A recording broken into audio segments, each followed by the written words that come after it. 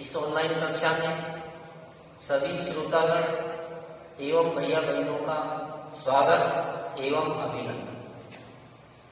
कक्षा 8वीं विषय विज्ञान दिनांक 19 अगस्त 2020 वार बुधवार अध्याय 2 सूक्ष्म जीव मित्र एवं शत्रु। इस अध्याय के अंदर अपन पढ़ रहे थे मित्रवत सूक्ष्म जीव अर्थात सूक्ष्म जीवों के उपयोग। सूक्ष्म जीवों के उपयोग से संबंधित हमने पिछले वीडियो में हमने 2 उपयोग पढ़ लिए थे। एक तो दही एवं ब्रेड केक का बनाना पढ़ लिया था, दूसरा हमने व्यवसायिक दृष्टि से सूक्ष्म जीवों का क्या उपयोग है।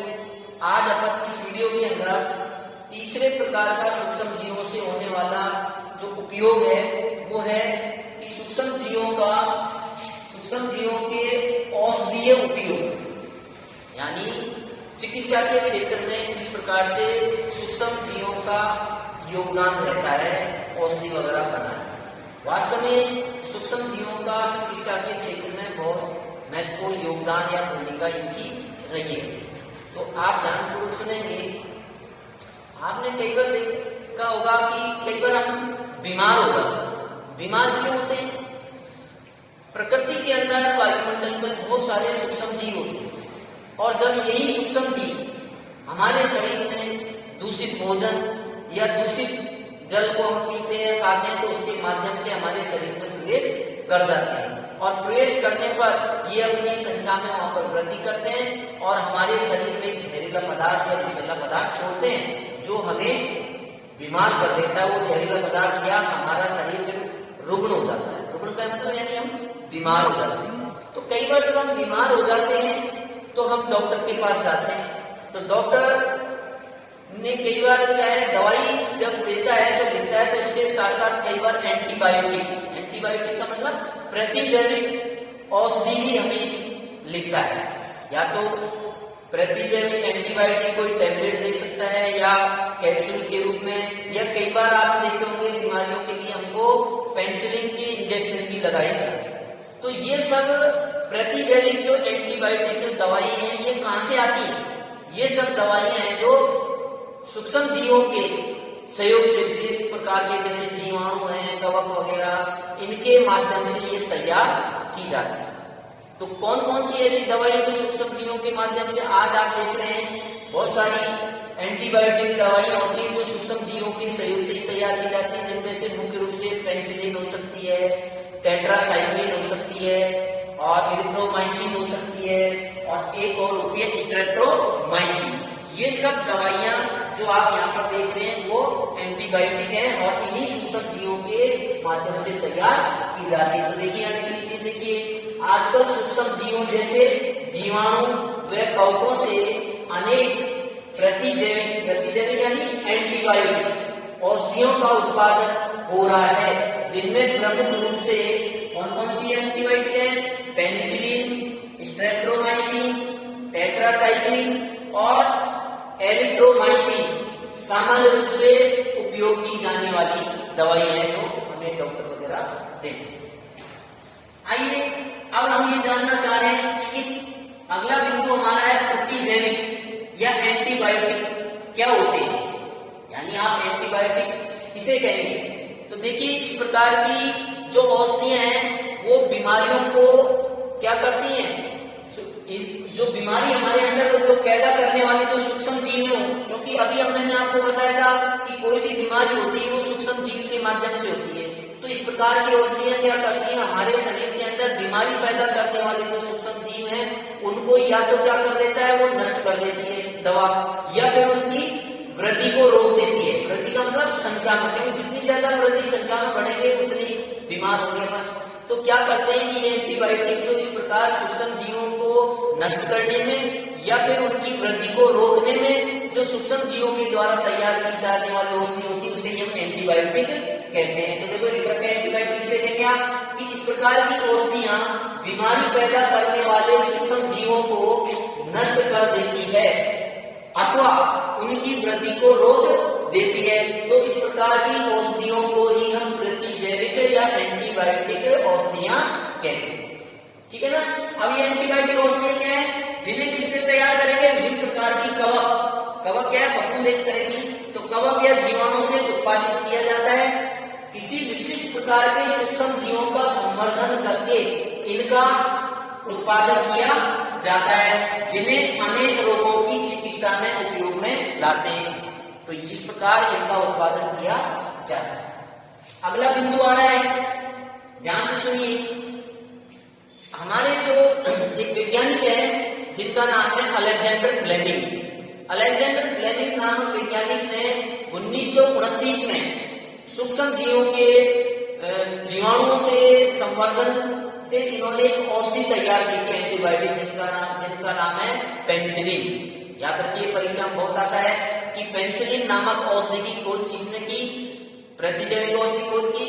तो आप सीधा बता दीजिए कि 1929 के अंदर एक अलेक्जेंडर फ्लेमिंग नामक वैज्ञानिक थे, इन्होंने ही इस पेनिसिलिन नामक औषधि की खोज की थी। तो देखो लिख रखा है, सन 1929 में अलेक्जेंडर फ्लेमिंग ने जीवाणु रोगों से बचाव हेतु एक संवर्धन पर प्रयोग कर एक हरे रंग की फफूंद यानी कवक से तैयार किए पेनिसिलिन जो औषधि है, फफूंद के छोटे बीजाणु ये जीवाणु की वृद्धि को रोक देते हैं, और उसी फफूंद से पेनिसिलिन नामक प्रतिजैविक एंटीबायोटिक औषधि की खोज की थी। तो किसने की थी, अलेक्जेंडर फ्लेमिंग ने।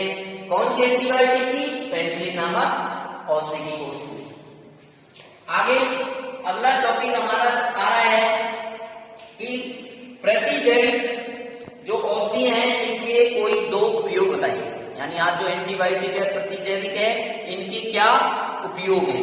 तो उपयोग की दृष्टि से आप ध्यानपूर्वक सुनेंगे। तो देखिए, आजकल जो पशु आहार तैयार किया जा रहा है या कुक्कुट पालन करते हैं, कुक्कुट यानी मुर्गा जो पालन करते हैं, बड़े बड़े फर्म जो होते हैं, तो पशु आहार और कुक्कुट पालन वाला जो आहार है उनके अंदर इनको मिक्स कर दिया जाता है, एंटीबायोटिक को मिला दिया जाता है। इससे क्या होता है, इससे सूक्ष्म जीवों का संचरण है जो आगे नहीं होता। दूसरी, तो यहाँ पर लिखा हुआ है आजकल पशु आहार एवं कुक्कुट आहार में भी प्रतिजैविक मिला दिए जाते हैं, जिनका उपयोग पशुओं में सूक्ष्म जीवों का संचरण को रोकना होता है।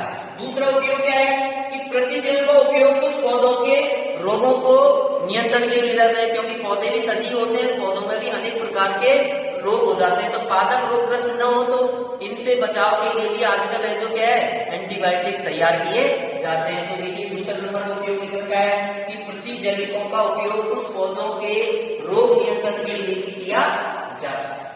अब अगला बिंदु जो आ रहा है वो बहुत ही महत्वपूर्ण है, और सोच समझ करके आप उसको ध्यानपूर्वक सुनेंगे।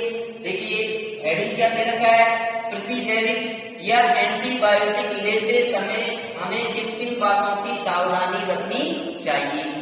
तो कई बार क्या होता है, बात बिल्कुल सही है कि एंटीबायोटिक जो दवाइयां जो होती हैं ये निश्चित रूप से डॉक्टर की सलाह पर ही लेनी चाहिए।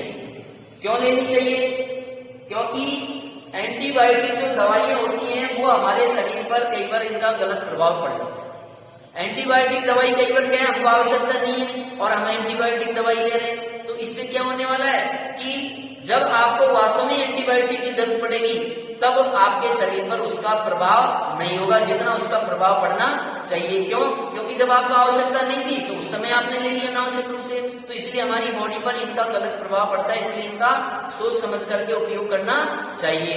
तो पहला बिंदु बिल्कुल सही रहा है, क्या डॉक्टर की सलाह पर प्रतिजैविक दवाइयां लेनी चाहिए। मान ली डॉक्टर ने 5 दिन की अपन को दवाई ली तो 5 दिन की लेनी चाहिए, अर्थात साफ लिखा हो उसका पूरा कोर्स लेना चाहिए। अगर आप बीच में ही आपने 3 दिन की दवा ले ली या नियमित रूप से आपने ले ली, गैप लगा दिया उसके अंदर, तो फिर ये काम नहीं करेंगे। क्यों, क्योंकि जीवाणुओं को मारने के लिए इनका उपयोग किया जाता है। तो जीवाणु की एक साइकिल होती है, चक्कर होता है, तो वो चक्कर है जो टूट नहीं पाता। तो नियमित रूप से आप दवाई लेंगे और पूरा कोर्स लेंगे तभी जाकर के ये फायदेमंद होती है, अन्यथा इनका फिर उपयोग नहीं होता है। तो ये साफ लिखा हुआ आगे देखो, तथा उस दवा का कोर्स भी पूरा लेना चाहिए, यानी डॉक्टर की सलाह पर ही प्रतिजैविक दवाई लेंगे और साथ ही पूरा कोर्स भी आपको लेना चाहिए। अधूरा कोर्स नहीं लेंगे अन्यथा उसका फिर कोई प्रभाव नहीं पड़ेंगे और आप फिर बीमार हो जाएंगे।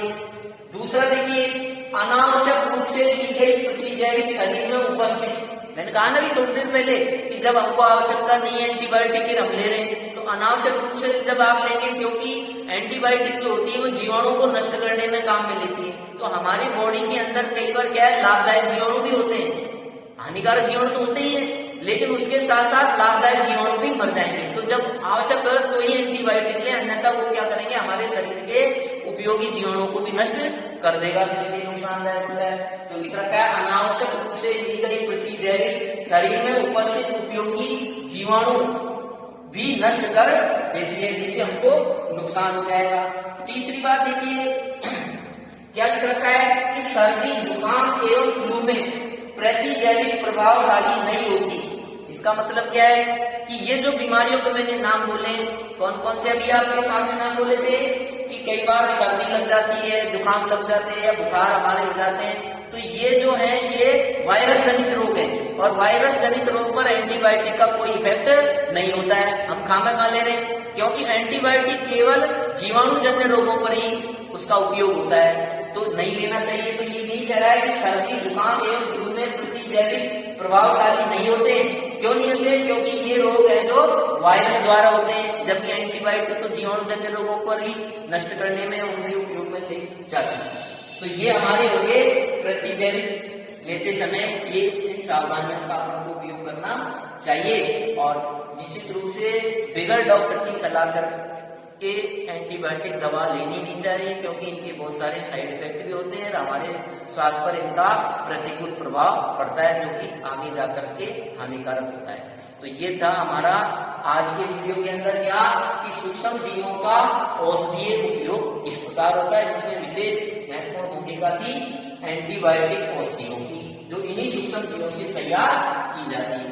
आइए गृह कार्य पर चर्चा कर लेते हैं। पहला प्रश्न देखिए, प्रतिजैविक किसे कहते हैं और किन्हीं दो प्रतिजैविक औषधियों के नाम लिखिए। तो इस प्रश्न के अंदर दो बात पूछी है, एक तो प्रतिजैविक किसे कहते हैं, तो परिभाषा देखिए यहाँ पर लिख रखा है, साफ लिखी हुई है। प्रतिजैविक या एंटीबायोटिक किसे कहेंगे, आपको लिखना है कि इस प्रकार की औषधियां बीमारी पैदा करने वाले सूक्ष्म जीवों को नष्ट कर देती है अथवा उनकी वृद्धि को रोक देती है। तो इस प्रकार की औषधि को ही हम प्रतिजैविक या एंटीबायोटिक औषधि कहते हैं। एक जवाब तो होगा इसी प्रश्न का, लेकिन आगे वो कह रहा है कि किन्हीं दो प्रतिजैविक औषधियों के नाम लिखिए। तो यहाँ साफ लिखा हुआ देखो, पेनिसिलिन, स्ट्रेप्टोमाइसिन, टेट्रासाइक्लिन और एरिथ्रोमाइसिन, ये चार यहाँ पर एंटीबायोटिक है, इनमें से कोई भी आप एजुलाइक दो ले सकते हैं।